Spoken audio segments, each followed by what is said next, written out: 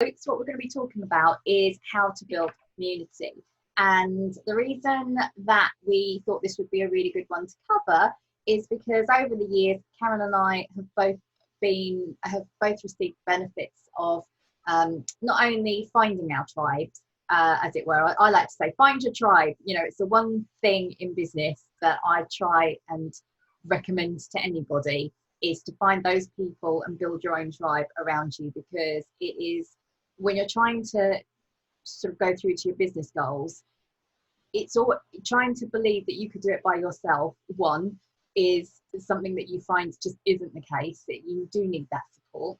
And then secondly, we can do so much more with collaboration, even in our own industries. So particularly recently, what I've noticed is that certain industries are coming together, certain communities are coming together.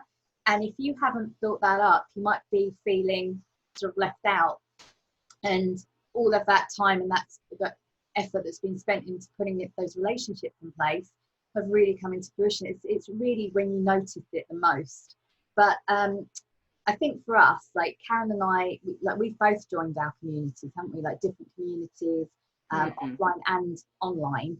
And I think I mainly want to speak to you, Karen. Karen, you co-founded Norwich Meetup.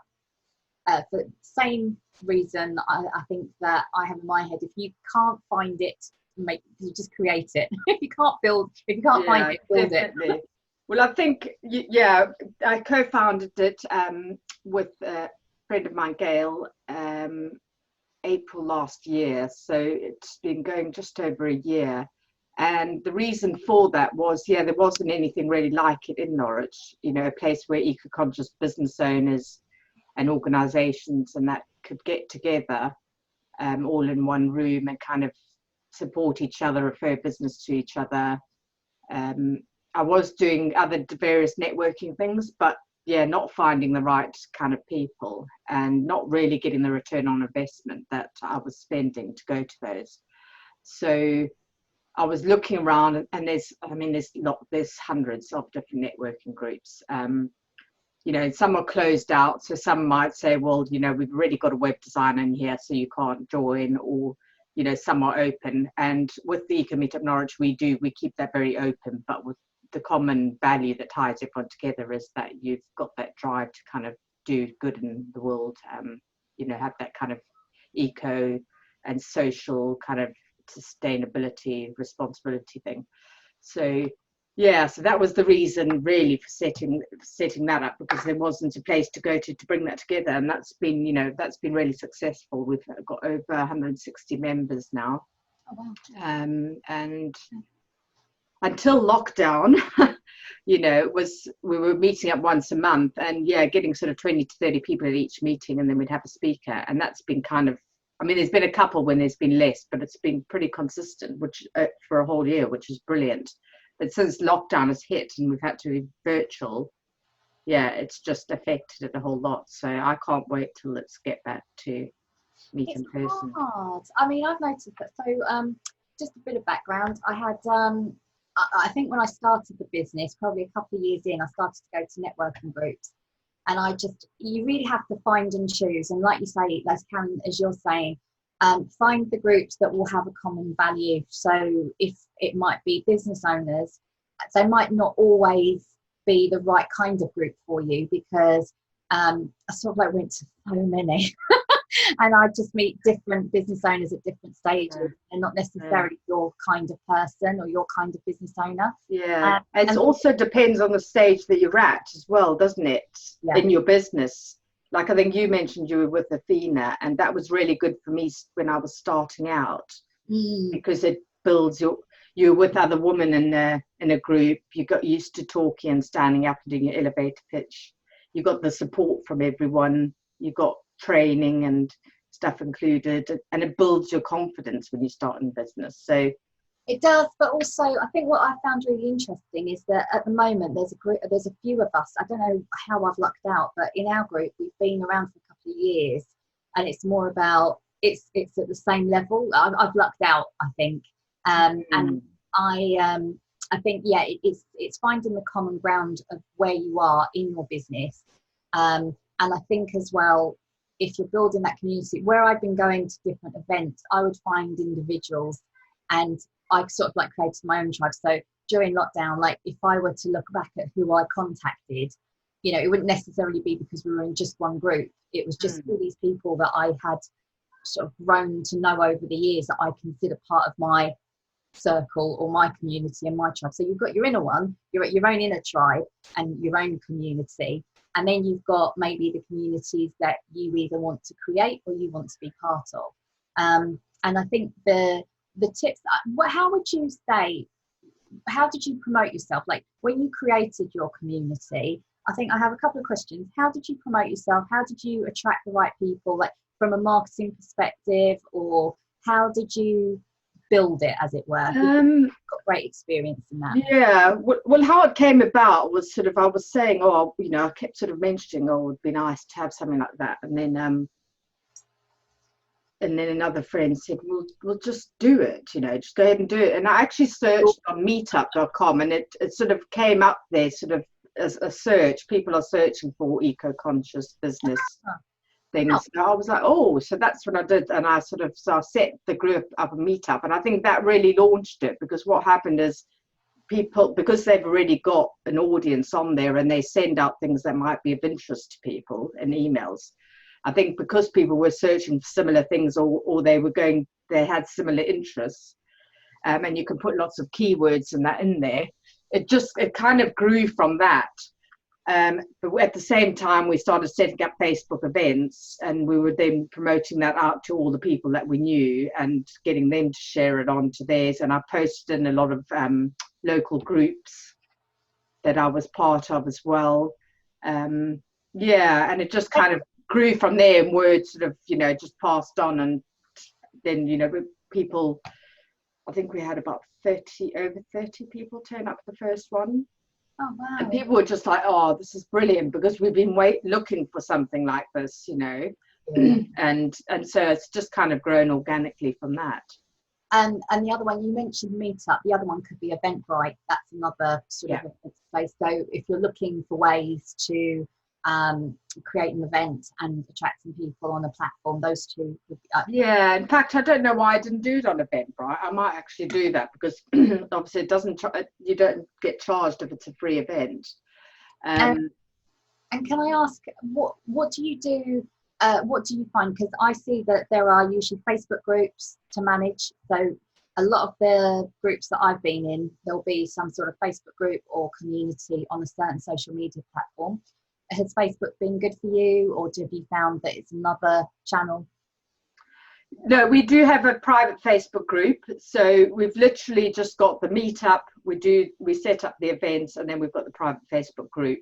Unfortunately, some people aren't on Facebook that are part of the group, so they've only been able to keep in touch by kind of coming to the meetings or being on meetup. And I mean, that's where it's quite difficult, is where do you build that community? And obviously it's very easy with Facebook groups, because it's all kind of ready set up for that. But yeah, so that's been quite good to kind of just keep people engaged and keep the conversation going. You know, we've been doing lots of kind of live streams, and there people share articles and videos and events and stuff that they're going to. So yeah, so I think that's been quite key. And I think during this time, during lockdown, it's really shown us that community is really important. You know, something you said earlier was that if you had been operating in a little silo, you're going to find this time really difficult, because you haven't been collaborating with other people and mixing in with the community. And hopefully going forward, I hate that word, going forward in the future. Well, you're right. Yeah, I think you're absolutely right. We have I think just to sort of strengthen that point as well, is that it isn't too late to start. That just because, you know, things are starting to slowly wind up in gear again, I think if anything, we should take the lessons that we're learning from lockdown and see how it works. And so where we've done it from an individual perspective, you've created it. I think what we've sort of talked about, some tips as to where to start, how to create it. The other final point that I would say is value. So I've actually been working with a client where they have a community that's of people that deliver their services. But it's been very difficult to get them together. And during lockdown, it's like we've had to step up to show, right, we're here to support you. So we've been asking them, like, what value can we give you? Like, so listening to community is absolutely crucial, right? Asking them what would be the best format, the best time, the best sort of resources that you could provide. Like, what is it that they're valuing? What they're looking for? Is it just connections? Is it just like, I know one networking group just literally just wants to meet, have a coffee, and it's really lovely and not so structured. Then you go to another one and it's just pitch, and you might not like that. Whereas what we've done with this client has been very much a case of listening to who they are, what they need, and then stepping up to serve that community. And what's ended up happening is that the strength of the relationship and the trust going forwards has actually improved. So I think that's something that there are almost 3 different ways of looking at community, of serving them and where to find them. So I don't know, well, you must have had a particular structure, like you mentioned events, you mentioned networking. Do you do a speaker event? I've noticed that you've done. Yeah, so we do. We have, so it's usually 2 hours. So you have the sort of the first part is just sort of open networking. Then we do an introduction around the room, so everyone kind of introduces who they are and what they're looking for, or something that they're promoting at the moment, and then have a speaker, and then Q&A, and then more networking. And that's kind of the format we've stuck to. But what I did do was look on Meetup and look at all the other groups and find an evening that was free. So that was the reason we came to kind of the second Tuesday of every month, because every other Tuesday evening was taken up by other big groups that we thought people might cross over with. And it's not really, a lot of them actually don't go to all those other groups. But what we did was, once we got kind of a set time, we just kept that the same, consistent throughout. It has meant that some people can't always make it if they've always got something on. But I think, yeah, sometimes you just have to sort of pick something and go and run with it, don't you? And I think that the key thing here is that with today's lifestyles, with today's sort of situation, I think we're noticing how it almost has to be an online and an offline sort of community, so that, you know, where you had your Facebook group, at least it meant it was easy to pivot and do something. I hate that word, pivot, but so going forward and pivoting. If anyone can come up with a different word, but if there's any tips, or if you have any questions that cannot recommend enough, just pop them in the post, because Karen, like, you've got some great examples, and, you know, from what you've done to grow it really successfully, and, you know, again, that's a lovely community right there. We've looked at all different communities in the industry and how they've been pulling together.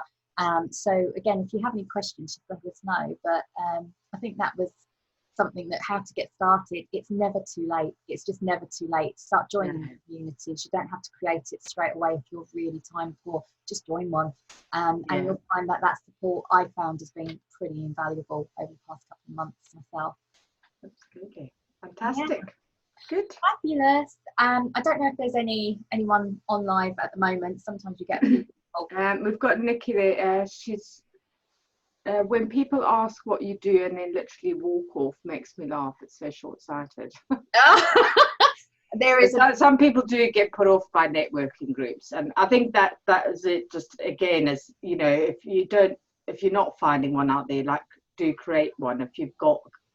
If there is a market for it, and then you can have it how you want. You know, one of the things is ours is really sort of open and inclusive and friendly and supportive. And when you go away, you just feel such a buzz.